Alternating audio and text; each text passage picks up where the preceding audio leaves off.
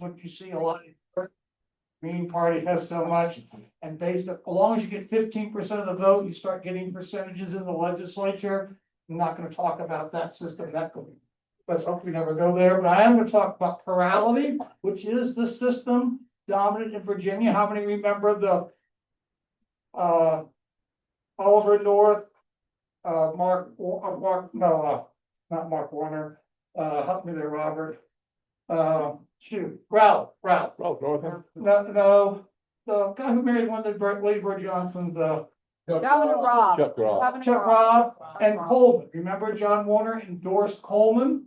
Because he didn't like the fact that Ollie North he thought had violated his oath, and we didn't want to have someone with his background in the US Senate. And Chuck Robb got elected on a plurality. He didn't get a majority of the vote, but Coleman took enough votes away that he won. So that's true across Virginia for a few exceptions, Charlottesville, pretty much statewide, plurality is what goes. And then we'll talk a little bit about majority. That's probably that's a system where you have to get 50% plus one. And that's like in Georgia where they have the runoff. They recall they had to have the runoff because they didn't get enough. And then there's ranked choice voting, which is in Maine and Alaska. That's how Collins won the last election, and Mikowski won her election in Alaska. How we got young. Well, in part. Yeah. So anyway, next.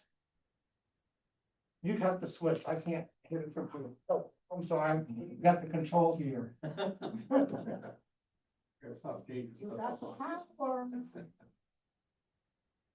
Is it not returned the page?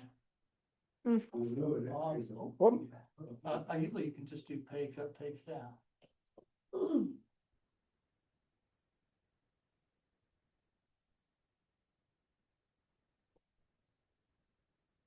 I just talked a little bit about the plurality system, which is what we have for city council. And you may recall, and I'll have an example, but many people don't know, in 2000, Myra was re-elected on a plurality of the vote. Will Sessoms, his first time up, was elected on a plurality of the vote, 39% of the vote. And Bobby Dyer in two of his elections and this last one was elected with 41% of the vote. So we have had a lot of council people elected on a plurality of the vote because that is the system in Virginia.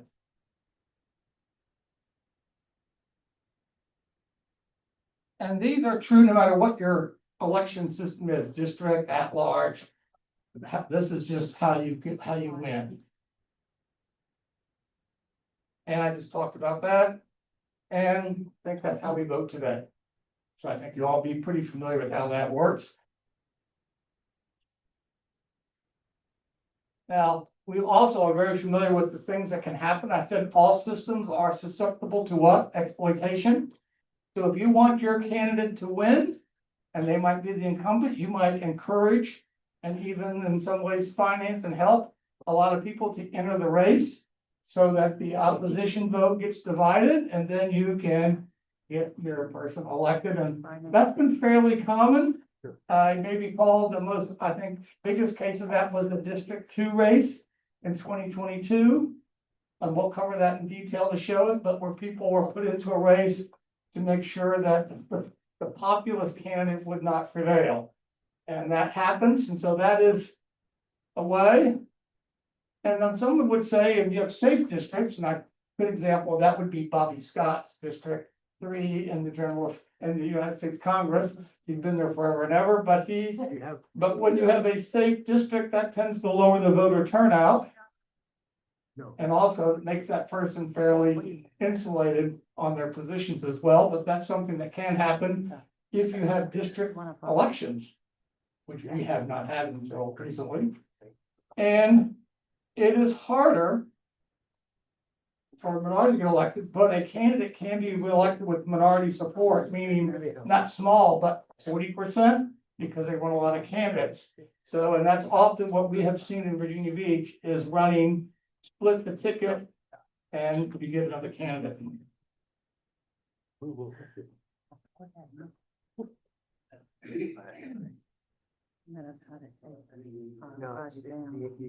Now, I'm trying to lose some time today.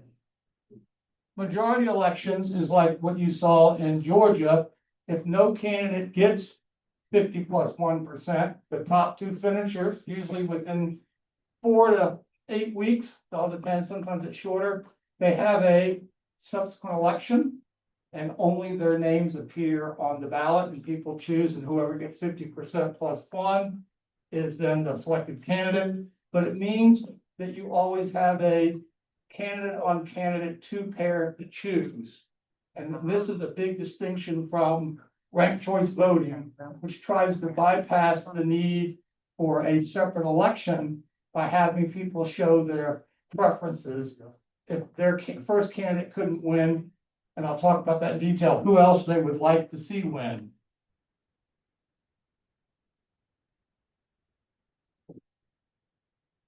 Well, when you have a runoff, it does kind of discourage people running just to split the ticket, because then they can realize, oops, you know, you're gonna end up having the same two folks. So like, and I'll just use my own race, District 9, there's 2 Republicans and a Democrat. Well, probably you might not have seen another Republican in that race if they knew there was gonna be a runout, because they would be, and guess what? People don't like to invest money in campaigns if they don't think there's a payoff. So this tends, I won't say it eliminates, but that's the consensus. I would say it discourages splinter candidates. I don't think it actually eliminates them, but once again, it does encourage people when you have that runoff. People are trying to get what? The other candidates to get their support. So you try to, it does encourage some kind of coalition building among special interest, hopefully popular interest. Now, two big criticisms of this is it's costly to run a second election. Of course, if you're talking council elections on a district basis, that'd be a lot less expensive, but they still cost money, taxpayers' money, to run 13 precincts. And also, generally speaking, the turnout drops by about 35%. That's the average. Sometimes it's less, sometimes it's all depends, but generally speaking, on average over time, the drop off between the primary election and the runoff election is 35%. So that's not an insignificant consideration, but I think it is, because we're voter fatigue on the general election. I couldn't wait for the ads to go away, and then they got replaced with Medicare ads, so I don't know which is worse. I'll leave that up to you, but they're both fatiguing, I'll say that. Now this, spend most time on this because I think this is the one we're least familiar with. And I think that's a good thing. But ranked choice voting, it's also known as preferential voting, because you are expressing on your ballot, when you would see a name, you would see the name, but then you would see one, they have some things to color. Is that your first choice, your second choice, your third choice, or fourth choice? And so that's why you're expressing your preference in order of your priority. In some places, they'll tell you to rank only the top 3. So if like there's 7 candidates, you're not ranking 1 through 7, you're ranking 1 through 3, and everybody below 3, all their votes get redistributed. And I'll talk about how that works. So that is, but voters do not have to rank. But you are punished in a way if you don't rank. Because once you rank, let's say that there's 3 candidates and you vote for the first one, but you don't vote, you don't show a preference for 2 or 3. So on the second round, your vote's going to show up as an exhausted vote. Okay, that makes sense because you didn't vote, but they're counting the fact that you didn't vote. But when they get to the end and say who gets 50% plus 1 of the vote, they don't include the exhausted votes in the denominator, but they count all the cast votes in the numerator. So your vote, you don't get to participate equally. It doesn't count the same. And so that's one of the criticisms of that. I'll come back to questions if I could just finish. I'll come back. I just want to keep the, and see, the ballots are counted in rounds, eliminating the bottom candidate, which could be write-ins. In some states, they actually say anyone below if they're only ranking the top 3 and there's 6 candidates, they treat all those candidates 4, 5, and 6 as the bottom, and all their votes are distributed in one round. I'll show how that works. Until one candidate gets 50% plus one. Good example would be the lieutenant governor thing we did in Virginia a couple years back when Winston Sears, she was the favorite number two person. So on the first round, she was third. On the second round, she was first. Because the top two candidates didn't get up to everybody trying to vote, but if they had single shot, if everybody single shot, you'd have paralysis because you can't get the 50% because there's no more votes left.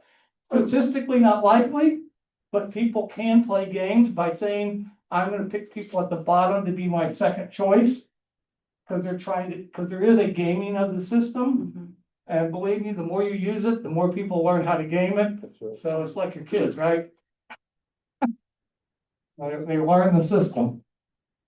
Now, this does, like majority of things, this is kind of like I'll call it you do the runoff at the same time you're voting in effect. But it does discourage split tickets. People trying to split the ticket up. It does do that. In Maine, it did have the effect of having people be nicer, because one guy says, well, if you don't vote for me for number one, vote for me for number two. You know, but at the same time, in Alaska, it didn't have the same effect. That was still quite a contentious, and it doesn't keep political PACs who aren't associated with either candidate from still running those ads that we all love to hit skip on.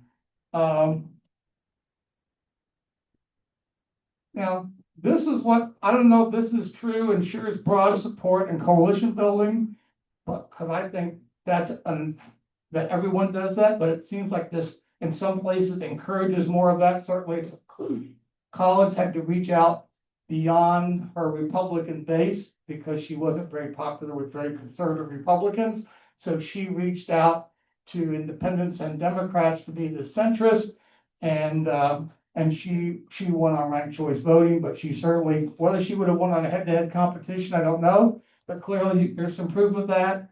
And there's some evidence that it does discourage negative campaigning because people tend not to vote for that, but candidates that have gotten smart, they never do the negative campaigning. They leave that to political PACs and then they act like they don't know anything about it. So not like we believe that, but they can say it.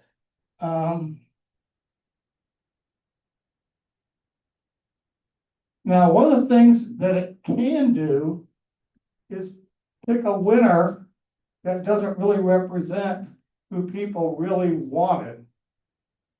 Otherwise, if they were came out number two and you had a runoff, they would not win. But because of all these other votes, so you never get that chance to vote on what they believe in. And if you don't have, it's early because they lack strong first choice support. Well, that's not always true, but that can happen. I'm going to show you an example of a town in Vermont where the person they wanted to win was number one in round one and number one in round two, but the incumbent prevailed in round three. And after that all happened, the town revoked ranked choice voting. That's how unhappy they were with how it turned out. And there's a fancy name there by a philosopher who did the math on it. I just put that in there, and she can post it. This was the example in Burlington, Vermont, 2009. You can kind of read this kind of a setup, but the number one, who was the strongest first place winner, I should say, the strongest first place in round one, which clearly probably in a head-to-head competition would have prevailed in a runoff, but because of ranked choice voting, they ended up not winning. And the mayor, the incumbent mayor, which people really were looking to get rid of, I guess more people should have exhausted their vote. But this is how this all works. This kind of shows you in round one, you can see they had a Green Party there. You can tell you're up in New England, but there was a vote. So this is Kurt Wright was the strong first place finisher. You can see they had some exhausted votes there. And then of course, round two, that Kurt's still in first place by a substantial amount, really. And then lo and behold, you get to the end and guess what? The winner is Bobkis. That was the Yeah, Bob Kiss was the winner, who was the incumbent mayor. And if you, this is what I got, that's about is, well, 8,000, I got to take down a little bit, oh, that's not touch.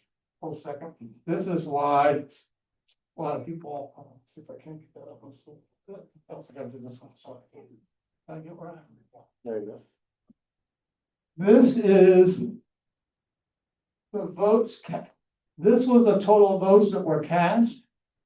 But the denominator for choosing who won was the total votes cast less 606 votes, because somewhere between there, people didn't pick a third choice, didn't pick a second choice.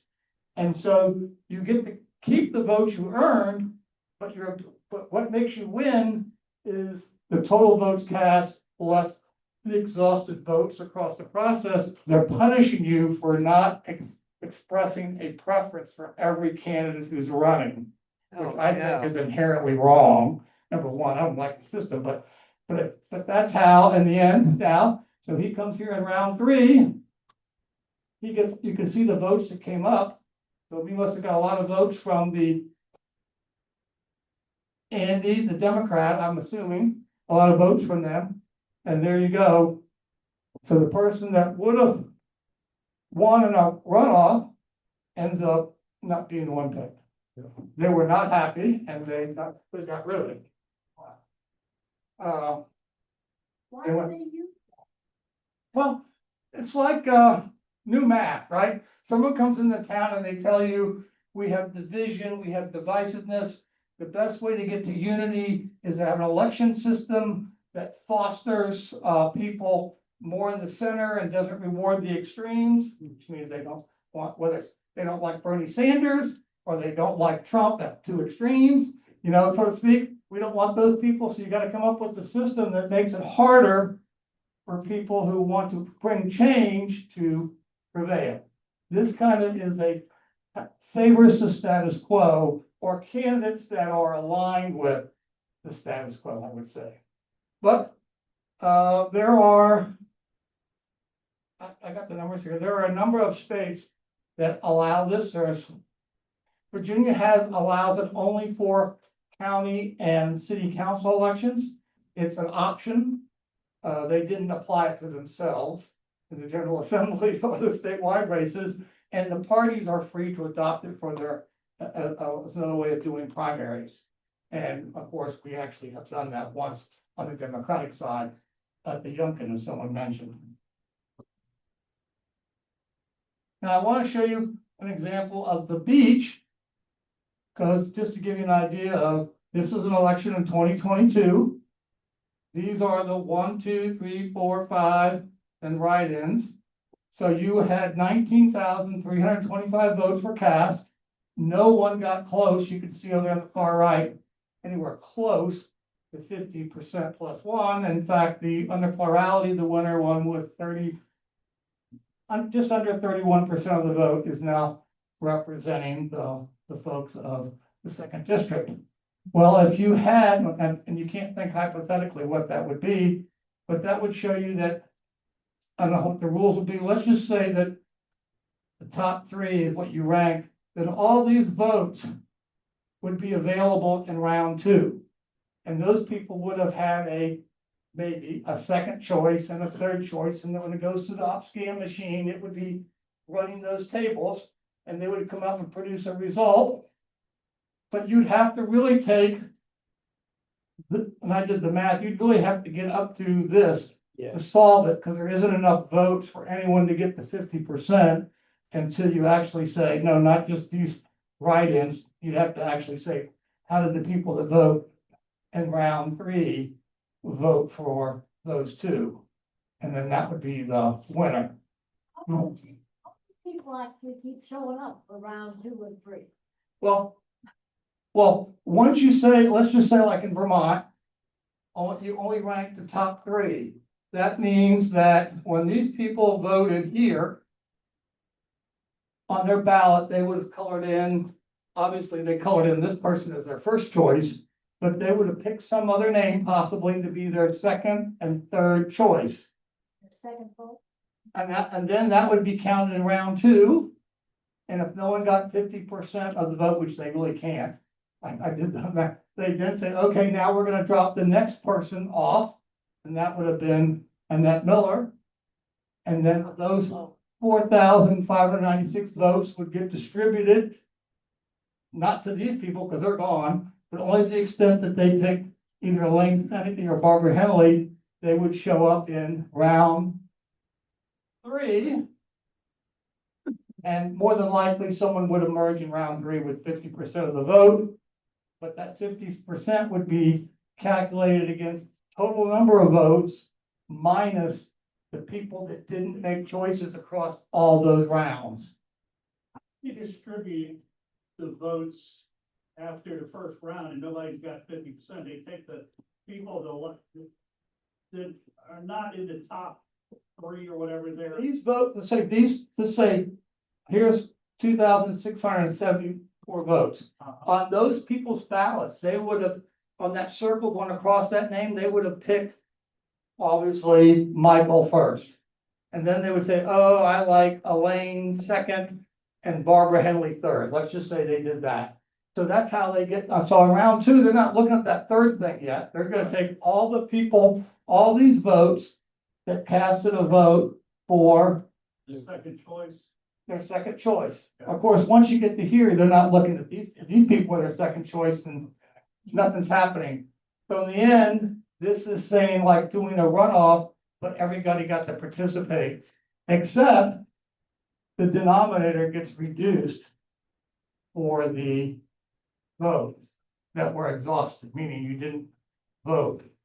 John, in round 2, why is the magic number 3, top 3? Why not? I just said, that's what, I just said as an example, you could, some places do just what I said. They do round 1, they would just do write-ins. Round 2, they would just do this.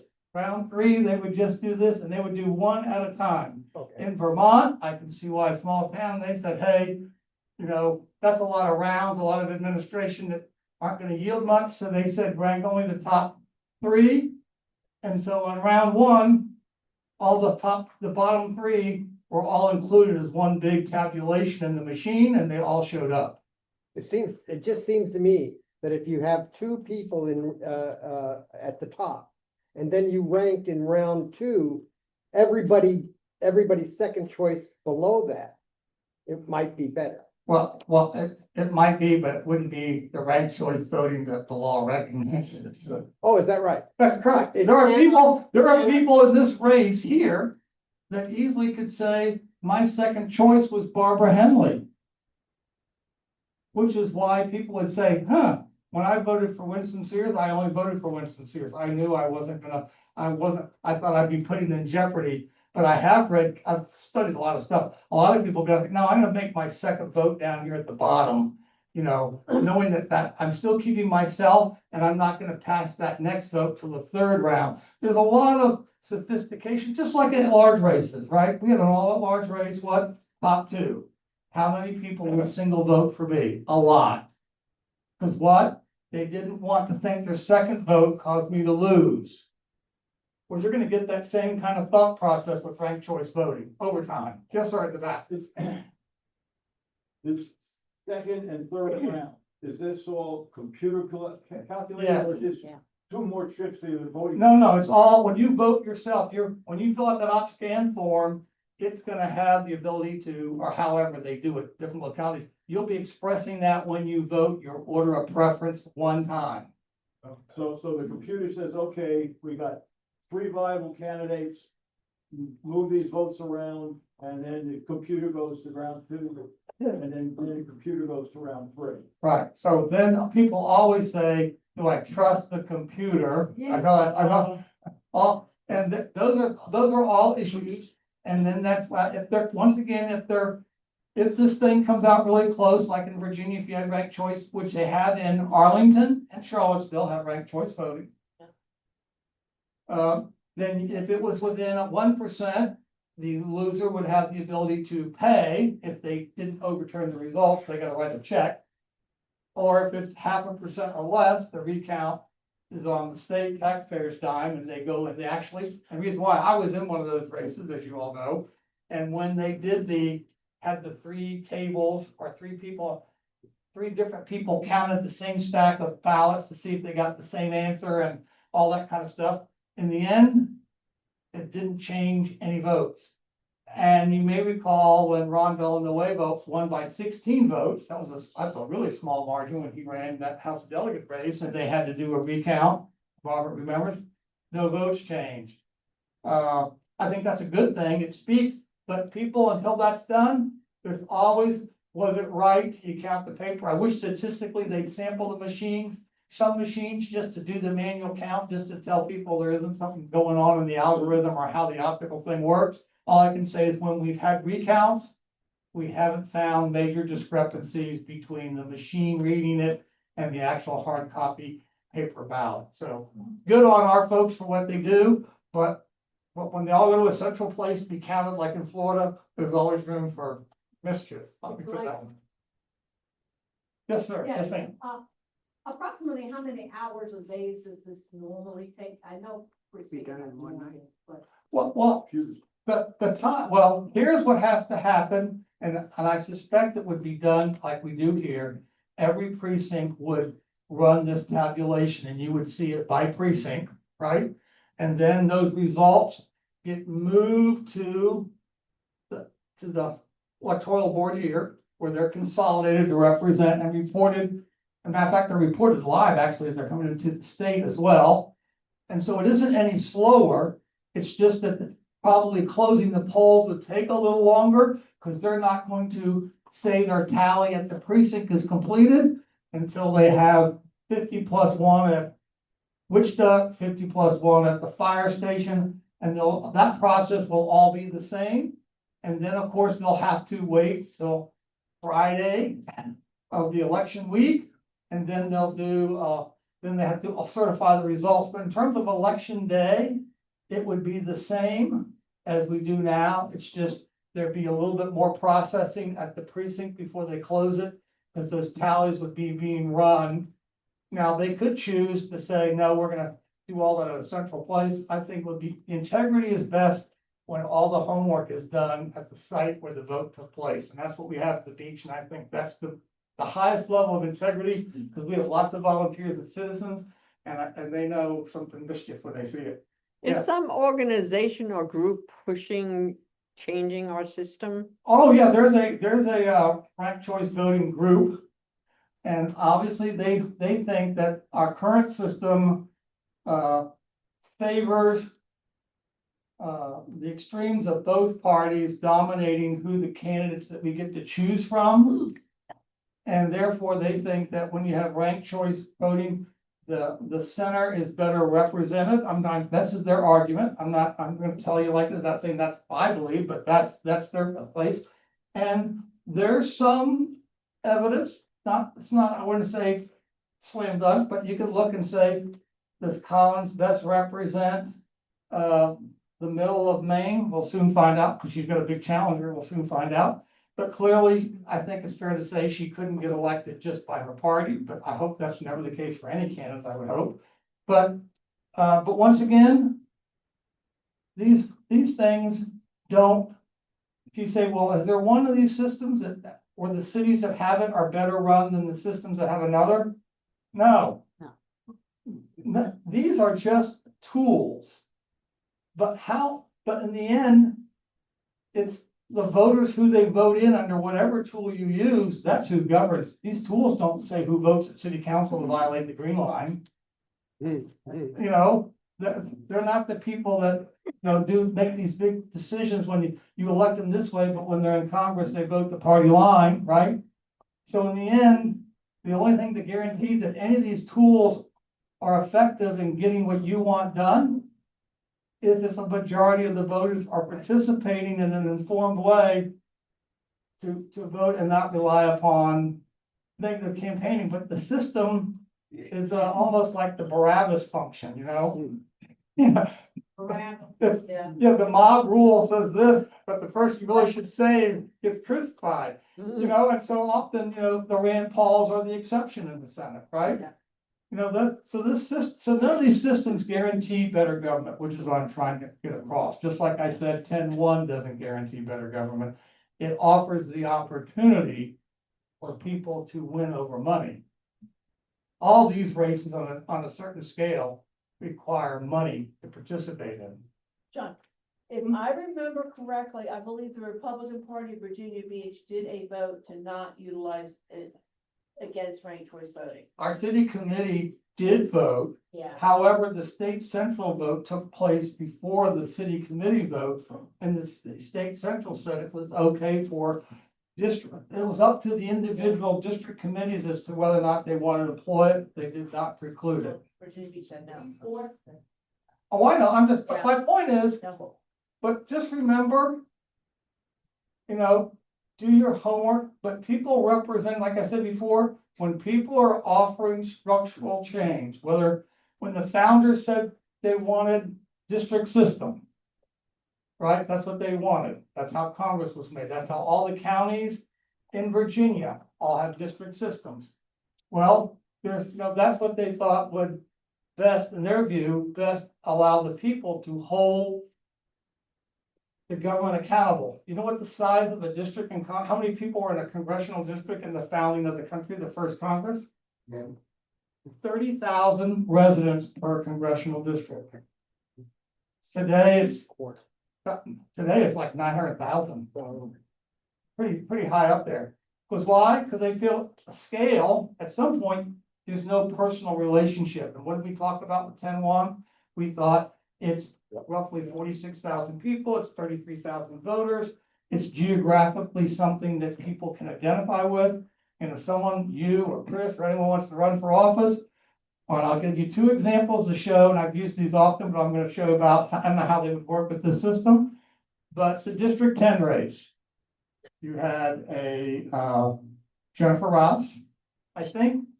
She had name recognition from her husband. Yeah, but still, she spent less than $30,000. She didn't need to spend more. Well, and the Republicans spent $180,000.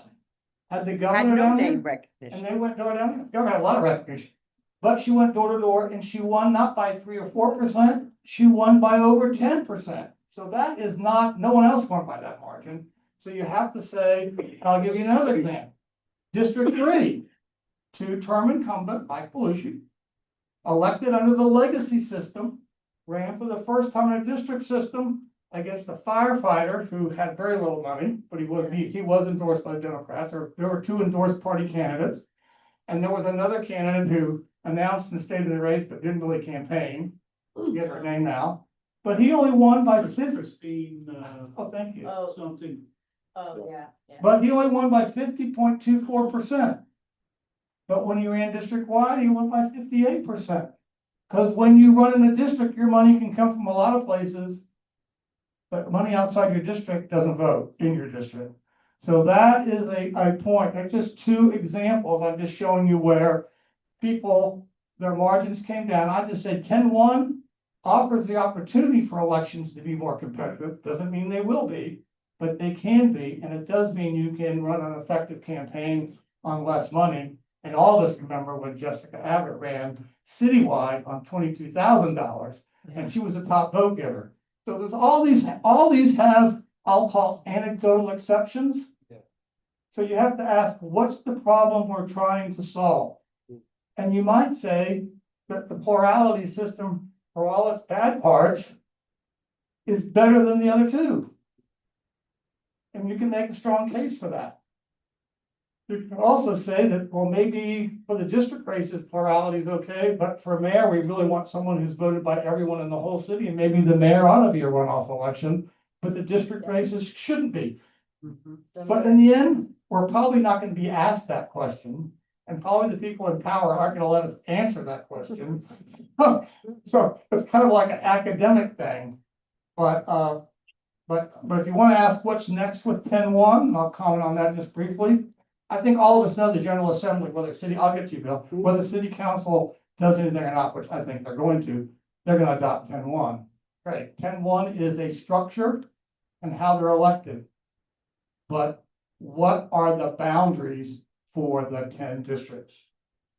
We have the districts that that don't legally exist, drawn by the special master, that were race-based Yeah, and drawing, which is, and I'm not saying, and that was all legal under what the Supreme Court precedent at the time, Judge, that he made those decisions, those were not inconsistent with judicial precedent. So I'm not gonna be bad mouthing anyone, that's not my job, I'm gonna be objective as I can be. But that is under serious judicial, the case, I can't remember, it's the Louisiana case, that's what I refer to, is a boundary case. And it's a case which was not appealed to the Supreme Court. Both the plaintiffs and the defendants accepted the Circuit Court of Appeals decision.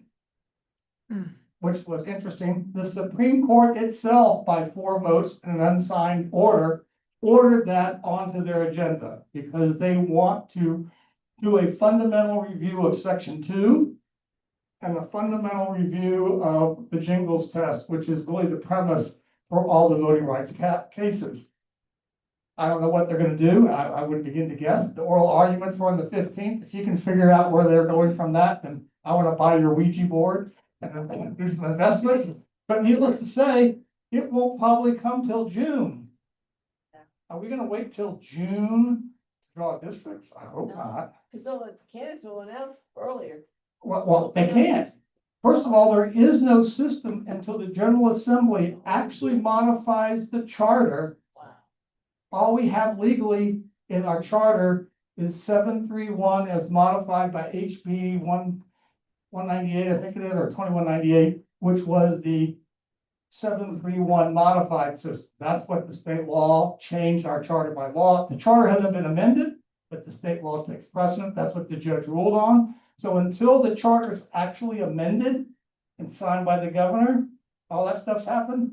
There isn't a 10-1 system, does not legally exist. So how do you go and run for an office until there's a system to run for? I don't know how they're gonna deal with all that, but the devils are in the details, but there's a lot of details that have to be overcome. I don't know how they're going to address that, but hopefully they'll expedite that through the General Assembly. That'd be a big help. Yes. Will they consider the amount of people that actually voted for 2-10-1? No. No one's arguing that we're gonna have 10-1. I think people know that that's gonna happen. But the question is, taking the law, the charter change, you can't implement it without boundaries. And the city council can't submit boundaries until the amendment's been done, and candidates can't say where they live and where they can run for until there's a boundaries have been approved. Is this Schrodinger's cat again? What? This Schrodinger's cat again? It's just, I don't know how they're dealing with all those issues, because once, I'll come right to the once a plan is approved, the boundaries are approved, it then has to go through the Voting Rights Act of Virginia approval process and get the Attorney General pre-clearance consent approval. And then there has to be a delay of 30 days to allow any party who thinks they are adversely impacted by it to file court cases. Stop. This is a very, no one wants, this is where council has really not been fair to the public. They know all of this. They've been briefed on all of this. They won't even communicate what the current status of where they are with Judge Jackson. I can come on that, but I want to get to your question and I'll come back to you, Diane. Yes. All right, so the General Assembly only meets in the winter time for a few months.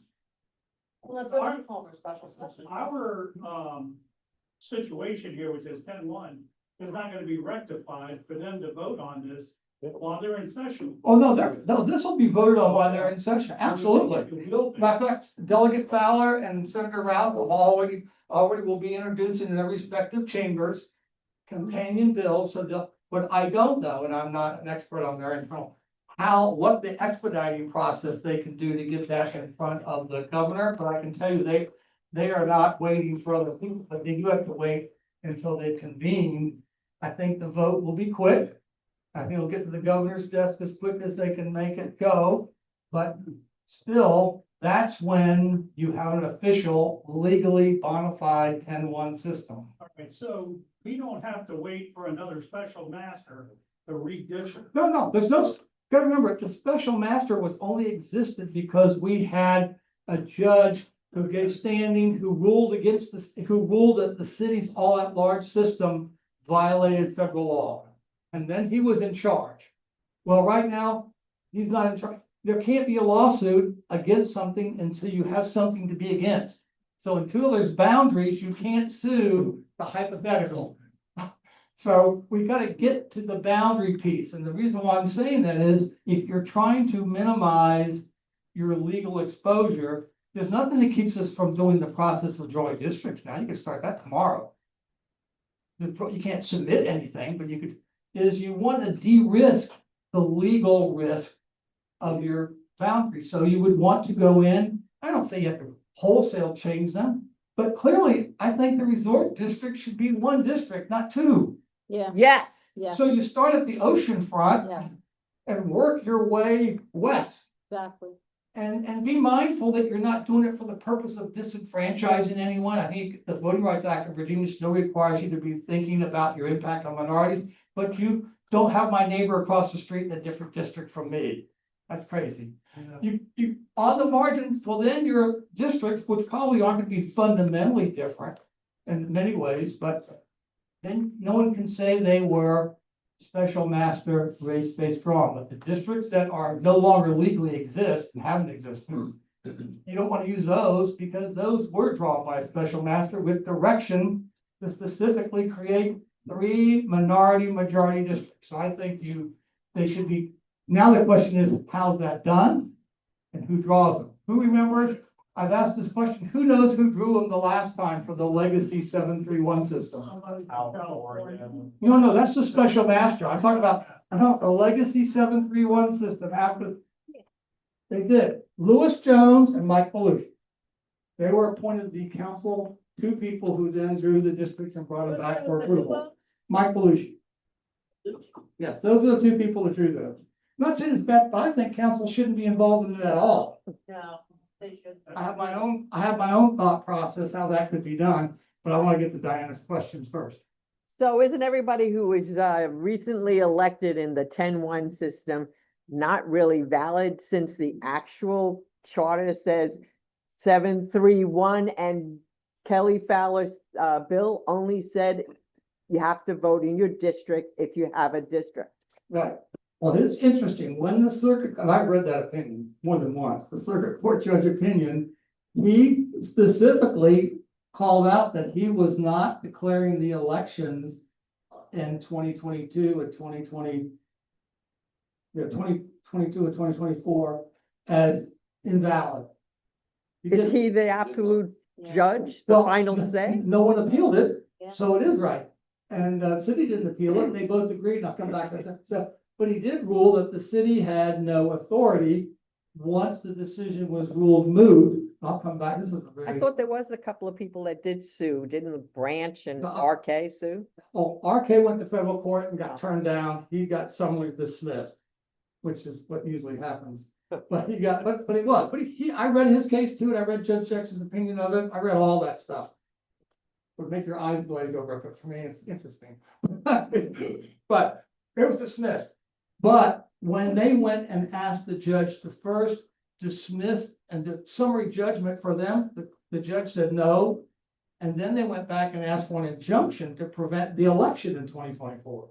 And he said no. He said, there's enough issue here, we're gonna decide this issue on the merits and the facts in a trial. So he allowed the election to take place.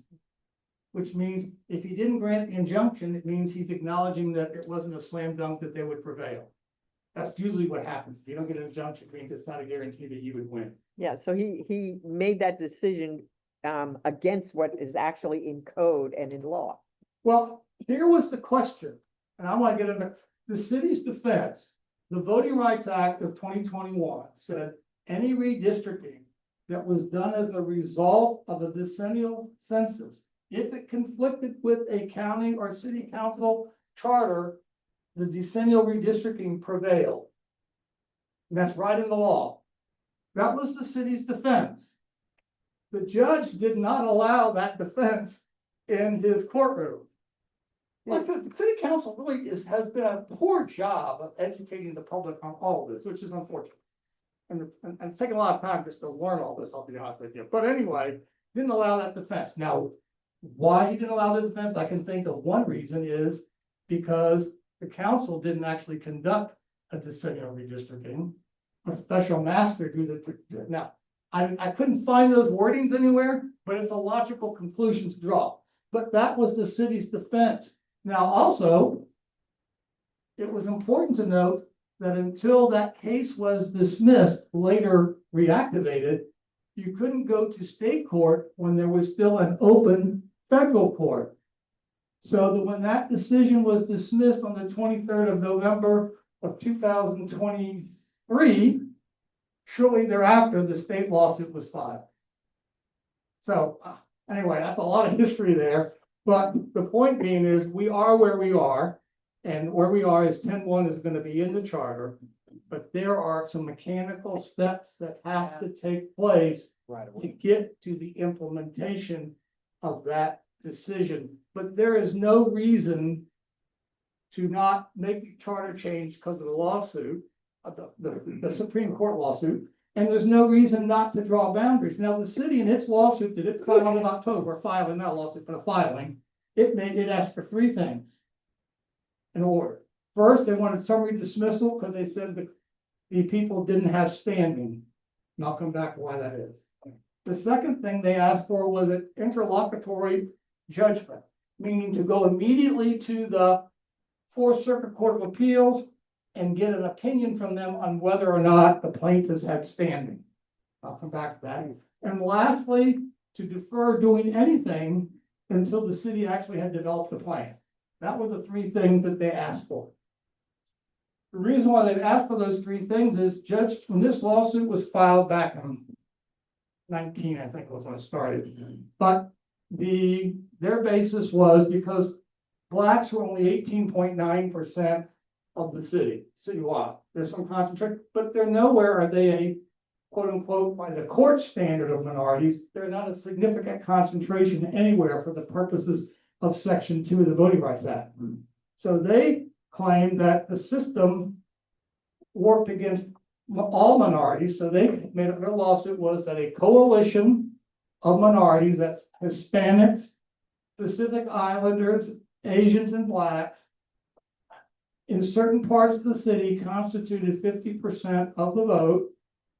And therefore, this at-large system worked against them. And therefore, structurally, it was a structural and systemic thing. And therefore, their rights were being violated under Section 2. Judge Jackson granted them standing. That theory has never been opined on by any Circuit Court of Appeals that's still active, and they're the Supreme Court. I think it's suspect, personally. But that's another story. But so that's what we said in October. Obviously, Judge Jackson doesn't have to agree with this. We don't have any right to go to the full Circuit Court of Appeal for interlocutory judgment, because that's his discretion. So that litigation will continue because the plaintiffs have a right and a standing to challenge whatever boundaries we come up with. If we change them, they can go into court and challenge those. And so but litigation is litigation. We don't control that, but we should just do, All right, we should, I'm sorry, I'm going too long. got a couple more questions. Elections for federal office. What, I'd like you to say briefly, what does the US Constitution say, as amended, say to elections for federal office? And what would it take to give the federal government the power to say that, say, for any federal office must be elected by ranked choice voting or plurality voting? I'm not a constitutional lawyer, but I do know that the districts in this manner of the division, that's all in the Constitution, but the states have it up to their own ability to decide how they're elected. So I don't think they could mandate how this work. For example, electoral college, in some states, they award them, you gotta win. they work by congressional district, and whoever gets the most congressional districts gets the 2 Senate votes. But couldn't the federal government, because they're I don't know, I a would think, federal office, they could pass a rule that says, I'm not so certain. You know, what they say, and less expressly, they are but enumerated powers, not express powers. so if they wanted to do that, it would probably take a constitutional I think amendment. so, but I'm not a lawyer. Okay. But I would hope so. Yeah, Robert. You've written a missive on the redistricting, how you could propose it to be, which I've read several times, and is it on the page, Diana? What? On the redistricting, okay. No, but Waverly has it, I've sent Yeah. it to him. This is a common sense thing, easy read. And I think there's an opportunity for the grassroots around the city, civic leagues everywhere else, we can get all this council civic organization behind this, say, this is what the process that we would like to see. And let it come from the grassroots, from the people, instead of from anybody at City Hall or anywhere else. What I suggested was, we randomly select jurors, and they can send people to prison for life. So why not use a statistical random process by zip code to randomly select a jury of 12 people to draw boundaries, make one of them the chairman so they can't vote, and say, okay, here's the voting, here's the database people, blah, blah, blah. Go into a room and come out with boundaries that make sense. And I think they could, and then send it to the senior judge, and as long as he says it makes the legal parameters, send it to the General Assembly and let's go. That's it. But that's just my process, because I trust people, picked at random, and the jury should work for drawing boundaries. That's fine. Thank you. Well, I thank John very much for all the lovely information we have. It's gonna be interesting to see how this system unfolds in